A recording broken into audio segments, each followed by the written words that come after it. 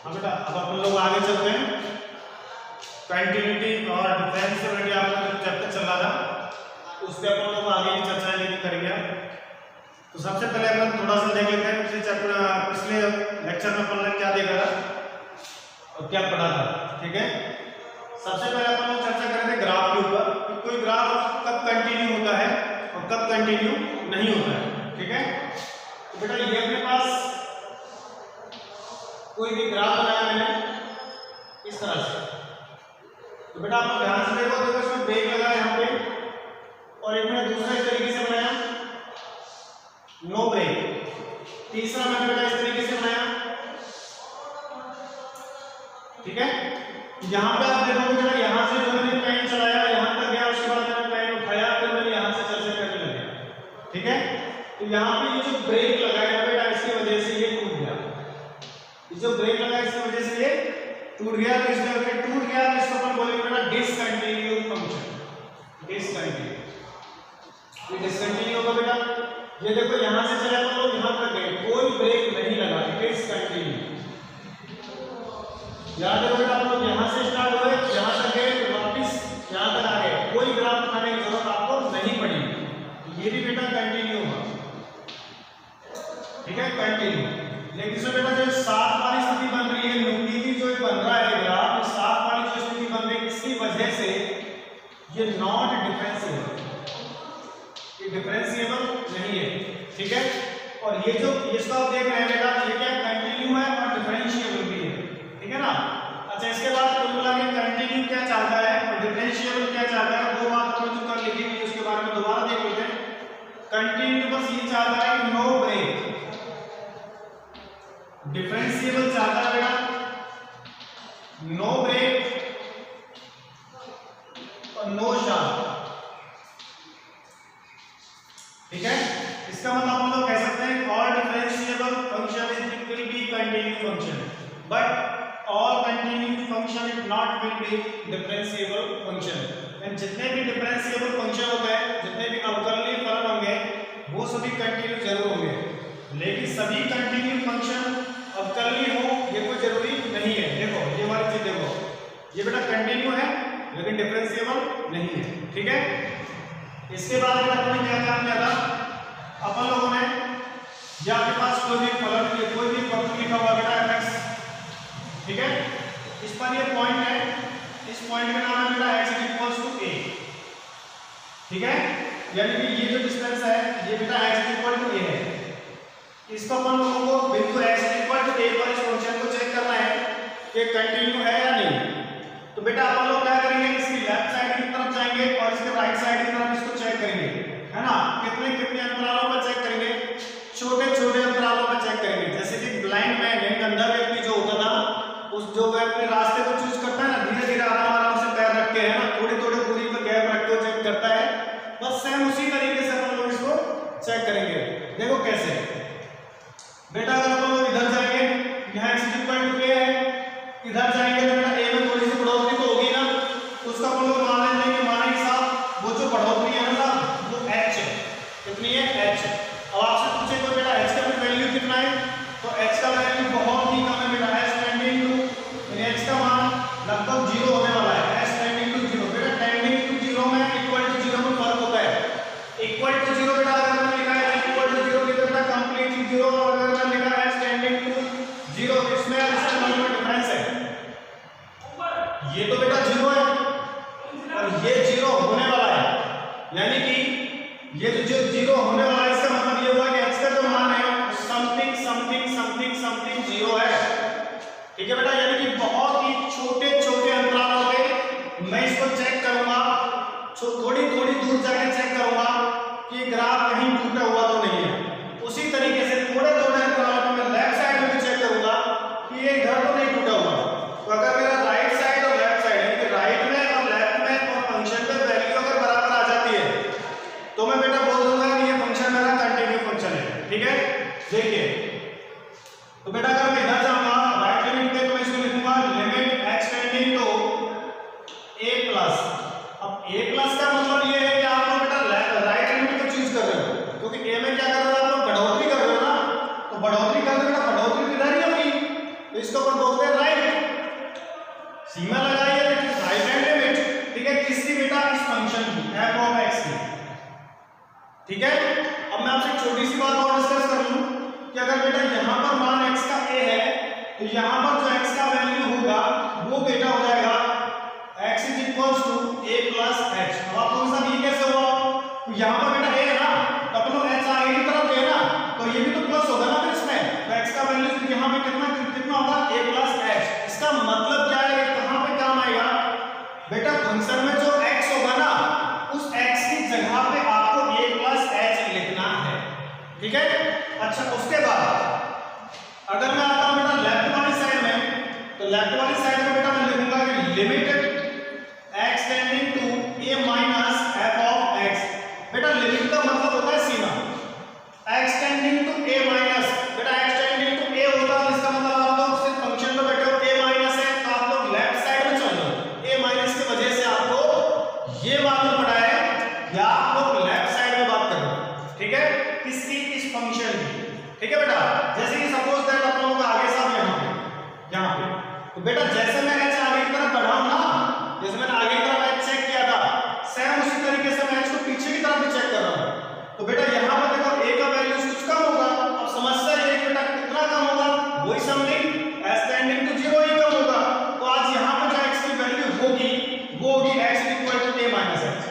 तो आपको क्या करना है, इस पॉइंट पर इस फंक्शन की वैल्यू निकालनी है, राइट हैंड लिमिट निकालनी है और लेफ्ट हैंड लिमिट निकालनी है। अगर ये तीनों आपकी इक्वल आती है, मतलब function value is equal to right hand limit is equal to left hand limit, अगर ये तीनों की तीनों बराबर आ जाए, बराबर होने के साथ साथ फाइनाइट अगर आती है, फाइनाइट का मतलब फिक्स वैल्यू अगर कोई आती है तो बेटा ये इस पॉइंट पर ये फलन अपना कंटिन्यू होगा, ठीक है। इसके बाद अपन लोगों ने कुछ बाउंड्री पॉइंटों पे भी चर्चा की थी कि बाउंड्री पॉइंटों पर लोग किस तरीके से बात कर पाएंगे वो भी देख लेते हैं।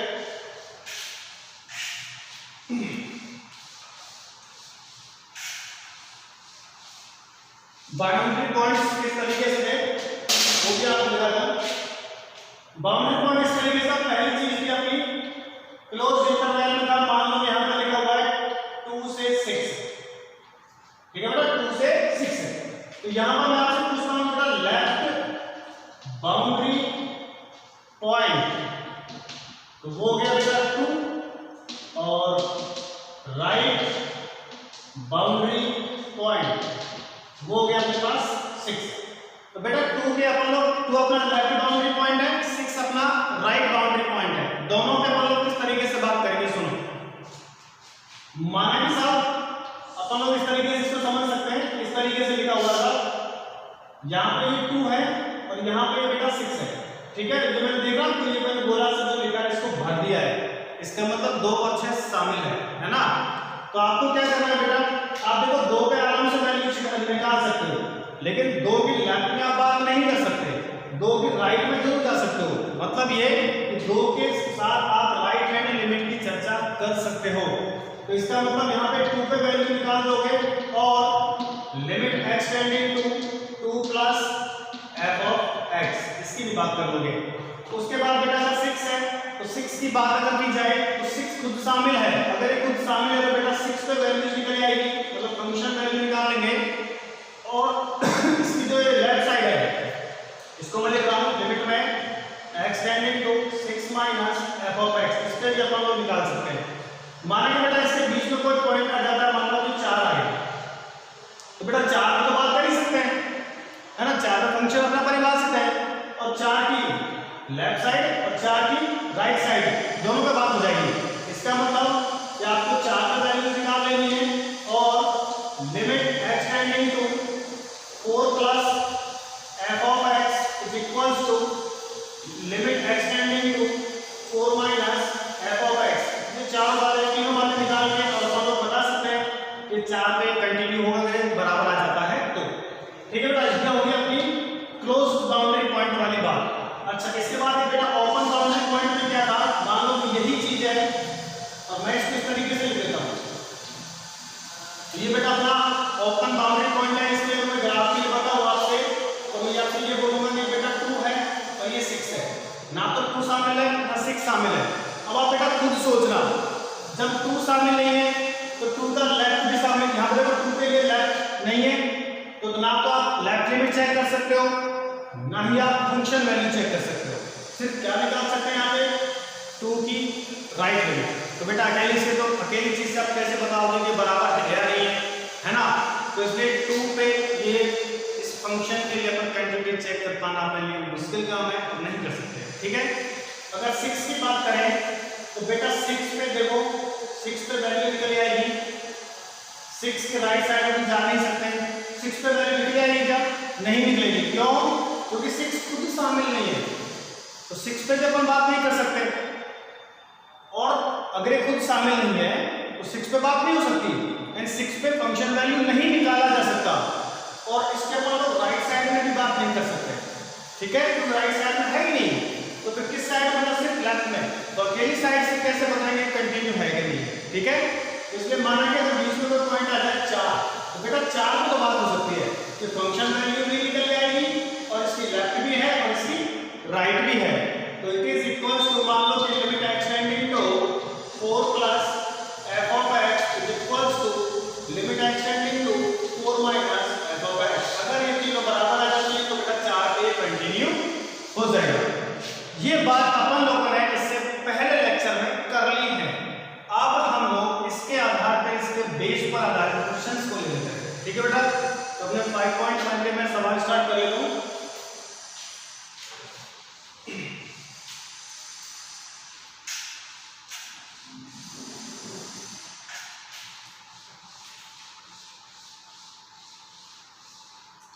हाँ बेटा, पहला अपना क्वेश्चन है 5.1, फर्स्ट नंबर का question f(x) is equals to 5x minus 3 और इसको बेटा x is equals to 0, x is equal to minus 3 और x इज इक्वल टू 5 पर इन तीनों पे हम लोगों को चर्चा करके बतानी है कि ये फंक्शन बेटा इसमें कंटिन्यू है या नहीं है। तो सबसे पहले बात x इज इक्वल्स टू 0 पर सतत का परीक्षण, तो पहले 0 पे बात करते हैं बेटा। तो सबसे पहले 0 पे वैल्यू निकालेंगे, तब 0 5 into 0 minus 3 इट इज -3। मतलब मैं आपको ये समझाने वाला हूँ कि इस लाइन को अगर मैं ऐसे जमा दूँ तो बेटा ये वाला जो पॉइंट है, ये वाला पॉइंट माना कि 0 है, तो आपको 0 की राइट लिमिट चेक करनी है, लेफ्ट लिमिट चेक करनी है। बेटा आपको एक बात समझनी है कि यहाँ पे पॉइंट है x इज इक्वल टू 0 है ना, अगर मैं यहाँ से जरा सा आगे जाऊँ, h आगे जाता हूँ, तो h आगे जाने का मतलब है कि h का मान टेंडिंग टू 0 बहुत ही कम छोटे से अंतराल पर आप चेक करते हो, तो बेटा मैं पहुँच गया यहाँ पे। अगर यहाँ पे पहुँच गया x की जो वैल्यू आपने दूंगा 0 प्लस h, मतलब 0 से बड़ी, इसमें राइट में, तो लेफ्ट में लेके 0 माइनस h। अच्छा, तो इसके बाद बेटा मैं लिखता हूँ राइट हैंड लिमिट, तो limit x tending to 0 plus f of x, f(x) का मान है 5x minus 3 is equals to limit s tending to 0 5। अच्छा बेटा s टेंडिंग टू 0 मैंने लिमिट को रिमूव कर दिया, क्यों रिमूव किया, तो मैं बेटा h अंतराल आगे जा रहा हूँ, जिस अंतराल पे जिस पे मैं रिमूव कर रहा हूँ, जिस पे मैं ग्रो कर रहा हूँ, उसको मैं यहाँ पे लिखा है s टेंडिंग टू 0। तो बेटा ये जो x आपको नजर आ रहा है ये x, मैंने बताया ना कि पहले अगर x इक्वल टू 0 है, आप x आगे गए तो x का वैल्यू 0 प्लस h हो गया, तो यहाँ भी इस x की जगह पे आप लोग लिखेंगे 0 प्लस h और ये -3। इसके बाद 0 वैल्यू पुट करना है, यहाँ पे 0 हो जाएगा, 5 से 2 होगा और -3 है, इट इज फाइनली आपके पास बोलेगा -3। इसके बाद अपन लोग चेक कर लेते हैं बेटा लेफ्ट हैंड लिमिट, तो limit x tending to 0 minus f of x, आगे चले तो लिमिट s टेंडिंग टू 0 5। अच्छा x के स्थान पे बेटा 0 माइनस का मतलब हम लोग लेफ्ट साइड में आना चाह रहे हैं, तो उसके लिए हो जाएगा बेटा 0 माइनस h माइनस 3। आगे सॉल्व किया, h का मान देखो 0 यहाँ पे लिखेंगे, 0 minus 0 it is 0, 0 into 5 0 it is -3। तो इसका मतलब जब भी function value right hand limit left hand limit बेटा तीनों के तीनों बराबर है, वो कितनी है -3। इसका मतलब मैं बोल सकता हूँ कि function x is equal to 0 पर कंटिन्यू होगा, ठीक है बेटा। ये तो अभी 0 वाले 0 पे ये फंक्शन कंटिन्यू है। इसके बाद अब अपन लोग चेक करते हैं कि x इज इक्वल टू -3 के दूसरा part x is equal to -3 पर सतत का परीक्षण। तो बेटा सबसे पहले आपको क्या करना है कि -3 पे फंक्शन वैल्यू निकाल लेंगे। -3 लिखोगे 5 -3 into -3, तो ये बेटा आपके पास आ गया -15 -3 -18। इसके बाद अपन लोग RHL निकालेंगे। RHL निकलेगा बेटा x tending to -3 plus RHL right side में पढ़े ना f(x) का मान बेटा 5x -3।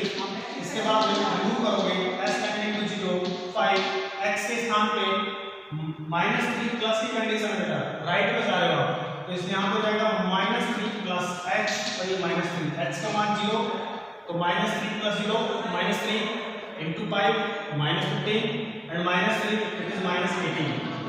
इसके बाद अपन लोग चेक कर लेते हैं बेटा left hand limit x tending to -3 minus f(x) 5x -3 is equals to limit s tending to 0 5 -3 minus h and -3 h का मान 0 यहां पे लिखा तो 5 -3 minus 0 -3 is equals to -18। इसका मतलब function value is equal to RHL is equal to LHL is equal to -18। इस पर भी ये कंटिन्यू हो गया, -3 पे भी कंटिन्यू है और 0 पे भी कंटिन्यू है। बात हो जाती है 5 की, तो अपन लोग 5 पे भी चेक कर लेंगे। बिंदु x is equal to 5 पर सतत का परीक्षण। ठीक है बेटा, देखो कैसे चेक करेंगे। सबसे पहले 5 पे आप लोग फंक्शन वैल्यू निकालोगे। 5 यहां पे लिखोगे 5 into 5 25 -3 22।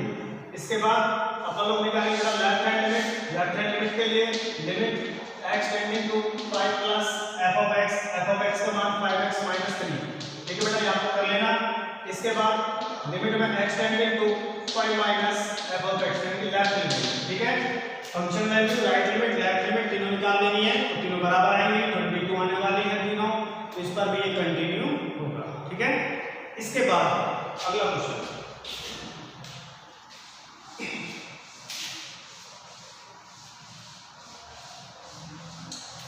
ले लेते हैं। ये अपना पहला क्वेश्चन था। पहले क्वेश्चन में बेटा 3 पार्ट थे, 0 पे चेक करना और -3 पे चेक करना और 5 पे चेक करना था कि फंक्शन कंटिन्यू है या नहीं है।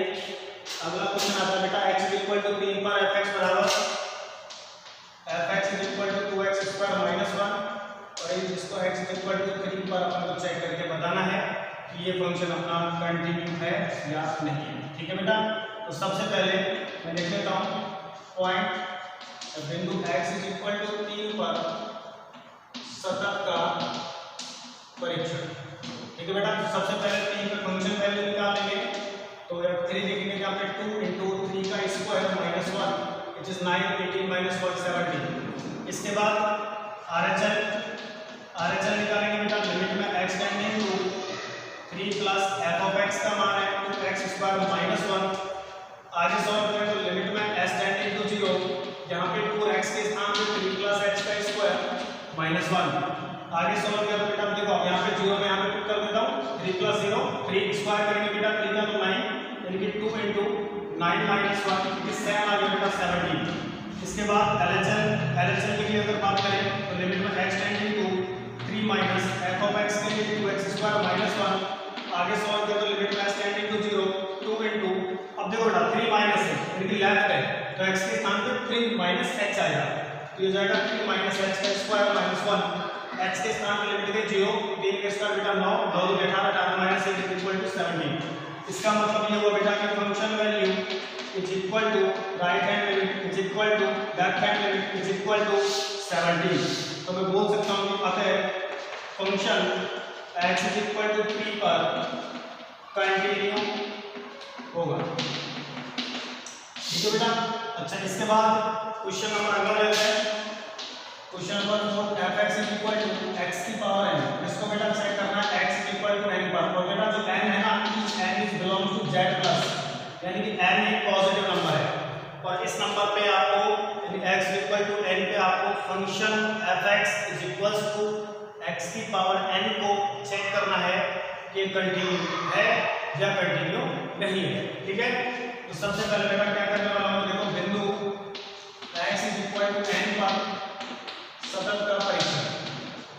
इसका जब परीक्षण कर रहे हैं तो बेटा सबसे पहले n लिखेंगे x के स्थान पे, तो बेटा n की पावर n यहाँ भी n पहुंच जाएगा। इसके बाद राइट हैंड लिखने की बात करें तो लिमिट में x tending to n plus f of x के स्थान पे बेटा f का मान है x की पावर n। इसके बाद लिमिट रिमूव करेंगे, लिमिट s टेंडिंग टू 0, तो देखो x के स्थान पे आ जाएगा बेटा, देखो मैं किस पे जा रहा हूँ, राइट लिमिट, मतलब आपको ये समझा सकता हूँ ये आपका पॉइंट है x equals to n, it is point is x equals to n। मैं गया राइट पे गया तो बेटा ये कितना गया हुआ h, तो आज x का मान हो जाएगा n प्लस h, ठीक है। तो यहाँ पे x के स्थान पे n प्लस h, पावर में n है तो पावर में n रहेगा, h के स्थान पे क्या 0, n प्लस 0, n की पावर है, इट इज n की पावर है। इसके बाद left hand limit x is tending to n minus f of x, तो बेटा लिमिट रिमूव करोगे s टेंडिंग टू 0, ये आपके पास हो जाएगा n माइनस h की पावर n, h के स्थान पे 0 गया, ये आपका n की पावर है। इसका मतलब ये हुआ बेटा फंक्शन वैल्यू n पे और राइट हैंड लिमिट और लेफ्ट हैंड लिमिट तीनों बराबर है और वो है n की पावर n। तो आप लोग कह सकते हैं ये function x is equals to n पर कंटिन्यू होगा। इसके बाद अगला क्वेश्चन, अगला सवाल लेते हैं।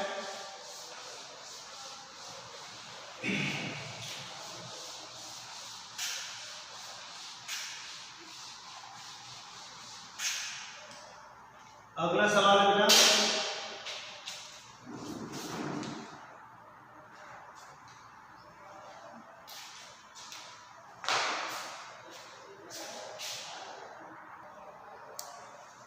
ये अपना जो क्वेश्चन है बेटा 5वां, इसमें फंक्शन लिखा हुआ है f(x) इज इक्वल टू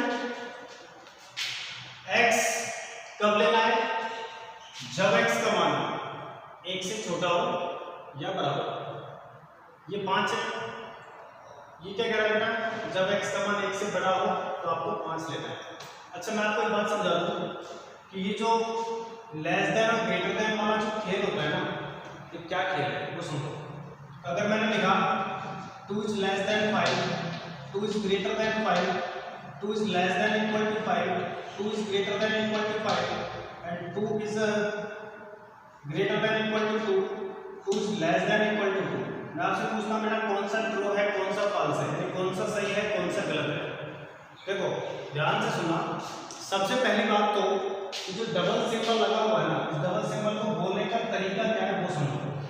ये कह रहा है कि 2 लेस देन 5, मतलब या तो 2 अपना 5 से छोटा है या 2 5 के बराबर है। अब आपको सर ये बात तो सही है कि 2 5 से छोटा है, लेकिन बराबर है ये बात सही नहीं है। तो सर ये पूरा अपना ट्रू होगा या फॉल्स होगा, ये सही होगा या गलत होगा। अब मैं आपसे छोटी सी बात करता हूँ कि आपके जो पिताजी हैं वो या तो इंडिया में है या इंडिया से बाहर है, या तो इंडिया में है या इंडिया से बाहर है। अब जिनके पिताजी इंडिया में हैं वो तो सोच रहे होंगे वो भी साथ है कि हाँ साहब इंडिया में ही है, और जिनके इंडिया से बाहर है वो भी सोच रहे होंगे कि साहब बिल्कुल बात सही है, हमारे इंडिया से बाहर है। तो यहाँ पे बेटा वो चीज है कि मैंने जैसे या बोला तो या बोलने से पूरी बात खत्म होगी कि कोई सी ना कोई सी बात तो सही है। अब देखो जिनके पिताजी इंडिया में हैं वो भी कह रहे हैं कि हाँ साहब सर सही बोल रहे हैं, और जिनके इंडिया से बाहर है वो भी बोल रहे हैं कि हाँ साहब सर सही बोल रहे हैं। ठीक है, अब ऐसा तो हो नहीं सकता कि आपका पिताजी इंडिया में भी हो और वो बाहर भी हो, ऐसा तो पॉसिबल नहीं है ना। एक ही जगह होंगे, या तो इंडिया में या इंडिया से बाहर, है ना। तो बस सेम चीज है। देखो 2 इज लेस देन 5, 2 5 से छोटा है। इधर की तरफ इसकी चौंच से दिख रही है ना आपको, ये इधर की भूमि इधर सुखड़ी होती है ना, इधर की तरफ दबी हुई होती है, उधर वाला नंबर छोटा होता है, और जिधर की तरफ इसका मुखड़ा खुला हुआ है ना उधर वाला नंबर बड़ा होता है। ठीक है, तो बिल्कुल सही बात है कि 5 2 से बड़ा है, सही है, इट इज ट्रू, सही है। देखो 2 इज ग्रेटर देन, 2 बड़ा है 5 से, इट इज फॉल्स, ये गलत है। ये देखो बेटा 2 लेस देन इक्वल टू 5, या तो 2 5 से छोटा है या बराबर है। सब छोटा तो नहीं है, सही है क्या, छोटा है बिल्कुल, बराबर नहीं है। तो अगर 2 में से अगर एक बात भी सही है ना तो पूरा प्रॉपरली पूरा सही है। ठीक है, इसका मतलब ये भी अपना ट्रू फंक्शन है, सॉरी ट्रू पेंडेंट है, और ये वाला फॉल्स, क्योंकि दो ना तो 5 से बड़ा है और ना बराबर है। ये देखो 2 इज ग्रेटर देन, 2 बड़ा है 2 से, नहीं साहब ये गलत है, लेकिन नीचे जो इक्वल टू लगा हुआ है ये कहता है कि हाँ इक्वल तो है, अगर एक बात सही है तो फिर पूरा सही है, और बस वो सेम ये भी है। ठीक है, तो बस आपको ये चीज आपको समझ में रहेगी। इसके बाद मैं आगे चलता हूँ। अब जो जीरो वाली कहानी है इसके ऊपर लोग कैसे बात करेंगे, तो सबसे पहले बिंदु x इज इक्वल टू 0 पर सतत का परीक्षण कर लेते हैं। ठीक है बेटा, कैसे परीक्षण करते हैं, सबसे पहले फंक्शन वैल्यू निकालेंगे 0 पे। अब 0 पे फंक्शन वैल्यू कैसे निकलेगी, है ना, इसका फंक्शन कौन सा काम में लोगे वो भी सुन लो बेटा। ठीक है भाई, 0 क्या है, 0 1 से छोटी संख्या है, क्लियर। अच्छा, जब 1 से छोटी संख्या है तो बेटा ये जो क्या कहता है कि इस देखो दो फलन है, एक तो फलन है x और दूसरा फलन है 5। 5 बेटा आपको जब यूज करना है जब x आपका 1 से बड़े मानों की तरफ जा रहा हो, और x आपको जब यूज करना है जब आपका x 1 से छोटे मानों की तरफ जा रहा हो। तो ये बेटा 0 है ना, तो 0 है तो 1 से छोटे मानों की तरफ ही ग्रोथ करना ना, तो इसका मतलब आपको जो फंक्शन होगा वो होगा इज इक्वल टू x वाला, यानी f(x) is equal to x वाला फंक्शन आपके सामने दे दिया है इस कंडीशन में। तो बेटा जैसे आप 0 यहां पुट करने वाले हैं, 0 इज इक्वल टू आपको 0 मिल जाएगा। इसके बाद अगर राइट हैंड लिमिट की जब बात करोगे तो लिमिट में x is tending to 0 plus f(x). अब सुनो, मैं 0 से बड़ा ले रहा हूं, है ना। अब आप सोचोगे सर 0 से बड़ा तो कितना भी बड़ा हो सकता है, नहीं, 0 से बड़ा हो सकता है तो कितना बड़ा हो सकता है। सुनो बेटा, ये 0 है, माना ये पॉइंट 0 है, अगर ये पॉइंट 0 है तो बेटा मैं सिर्फ और सिर्फ, मैंने आपको बताया ना, मैं h टुकड़े की तरफ ग्रोथ करता हूँ, वहां तो केवल h कंटेंट बढ़ सकता हूँ आगे की तरफ। तो बेटा यहाँ पे मैं पहुंच गया, माना ये डिस्टेंस h है, अगर ये डिस्टेंस h है ना बेटा, तो ये वाली जो बात हुई ये वाली बात हो जाएगी x के मान पे 0 प्लस h। तो बेटा एक तो नहीं हुआ है ना, तो ये तो बहुत बड़ा नंबर हो जाएगा ना, तो h तो बहुत छोटा नंबर है, कितना नंबर है 0.001, बहुत छोटा नंबर है, समथिंग 0 है, लेकिन 0 नहीं है, समथिंग 0 है, अप्रोक्सीमेटली 0। ठीक है, तो बेटा अगर यहाँ पे जब h का मान 0.something 0 है तो इसका मतलब बात 1 के बराबर तो नहीं हुई, है ना, 1 से तो कम ही रहेगी ना, और 1 से अगर कम ही रह गई है तो इसका मतलब ये फंक्शन काम में आएगा। ठीक है, तो अपन लोग लिखेंगे फंक्शन को, लिखेंगे बेटा x को, x वाला f(x) is equal to x, ये फंक्शन ही अपने काम में आ गया। इसके बाद लिमिट रिमूव करेंगे तो लिमिट होगी बेटा s टेंडिंग टू 0, तो हमेशा ही h को चेंज करते हैं अपन लोग। तो बेटा मैं राइट पे जा रहा हूं, तो बेटा यहाँ तो 0 है, तो इधर गया राइट पे तो 0 प्लस h होगा x के स्थान पे, ये वाला x है, यहाँ पे हो गया बेटा 0 प्लस h। ठीक है, अब क्या करना है, h का लिमिट लिख लेना है, h यहाँ पे 0 लिखोगे तो 0 प्लस 0 इट इज फाइनली 0। ठीक है, इसके बाद लेफ्ट हैंड लिमिट की बात करेंगे तो लिमिट में x tending to 0 minus f(x), 0 minus 0 से छोटा, जब आपने 0 से बड़े के लिए भी यही किया ना, 0 से छोटा कितना छोटा देख लेते हैं, इधर आएगा है ना, इधर आएगा बेटा अपन लोग सपोज दैट ये डिस्टेंस जो रहा s टेंडिंग टू 0, लगभग 0, बहुत ही कम लोग जरा से यहीं पे गए, बस यहीं पर थोड़ा सा पहले, है ना, ये आपका बेटा हो जाएगा x equal to 0 minus h। ठीक है, तो भी आपको यही फंक्शन काम में लेना है, तो limit s tending to 0, x के स्थान पे 0 माइनस h, h का लिमिट यहाँ पे लिखेंगे तो आपका 0 ही आ जाएगा। इसका मतलब 0 पे फंक्शन वैल्यू RHL और LHL तीनों के तीनों बराबर आएंगे बेटा, वो आगे 0, तो अपन बोल देंगे कि फंक्शन आते हैं function x is equal to 0 पर कंटिन्यू। ठीक है बेटा, ये तो होगी 0 वाली बात। अब अपन लोग बात करते हैं इस फंक्शन की बिंदु 2 पर। देखो बेटा 2 पे कैसे बात करेंगे, बिंदु x इज इक्वल टू 2 पर सतत का परीक्षण। ठीक है सर, 2 पे कैसे बात करेंगे, सुनो, अब 0 1 पे कर लेते हैं, 2 से पहले 1 करें, है ना बेटा। 1 के लिए तो पूरा ही कंटेंट बना हुआ है ना, इसमें तो आपको कोई परेशानी आएगी नहीं।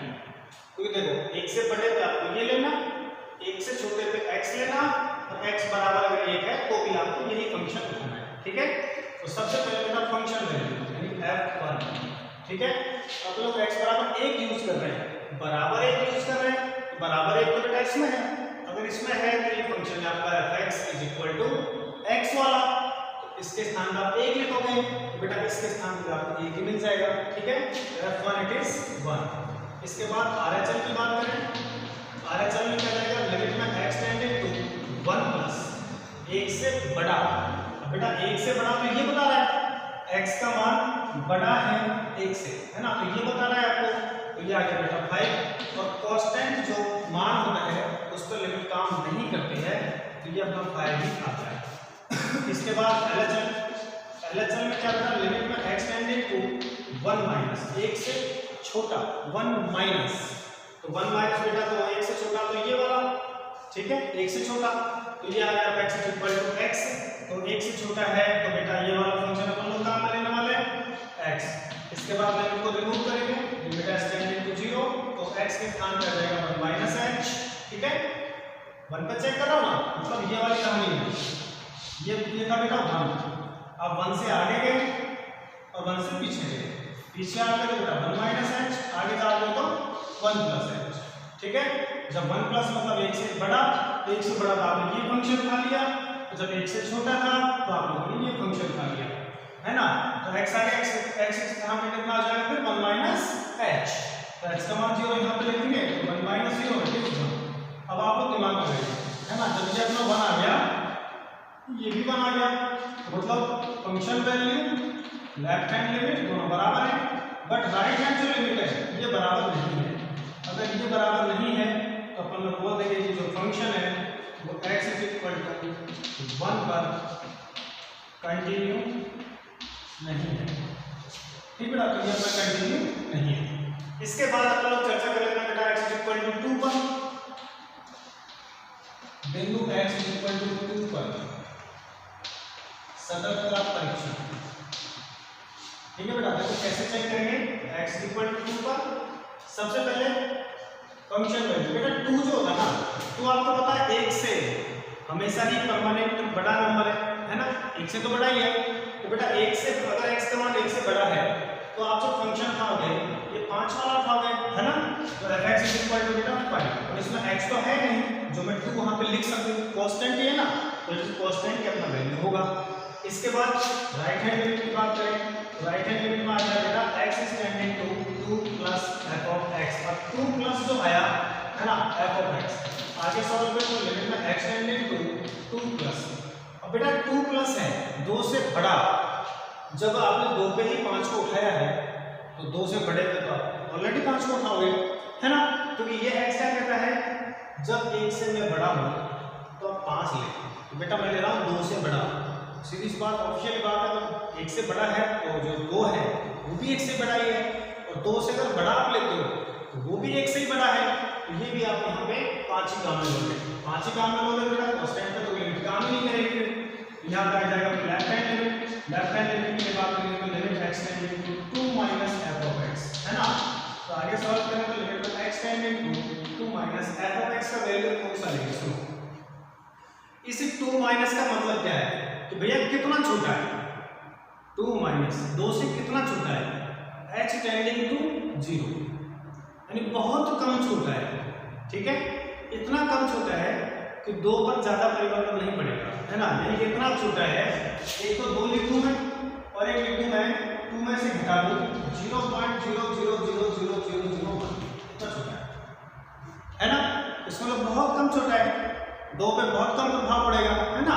तो इसका मतलब ये हुआ कि अपन इसी फंक्शन को उठाएंगे, कुछ तो ये कुछ लोगों के दिमाग में ये चल रहा होगा सब 2 से छोटा है तो मतलब वो 0 भी हो सकता है, 1 भी हो सकता है, उससे भी कम हो सकता है, नहीं, 2 से छोटा होने का मतलब क्या है, ये आपका बेटा फंक्शन है, यहाँ पे 2 है, इस 2 से छोटी वैल्यू से जब आप चल रहे हो तो कितनी छोटी ले सकते हो आप, हाईएस्ट s टेंडिंग टू 0, बहुत कम, तो इसका मतलब यही फंक्शन काम करेगा, क्योंकि ये तो 1 या 1 से छोटे वालों में चला गया। अब मैं बात कर रहा हूँ 2 से h छोटा, तो मतलब बहुत कम छोटा हुआ ना, तो इसलिए यही फंक्शन काम आएगा अपना 5 ही। अगर 5 ही होता बेटा cos x निशानी नहीं मिलेगी, तो फंक्शन वैल्यू RHL LHL तीनों आपके बराबर आ गई।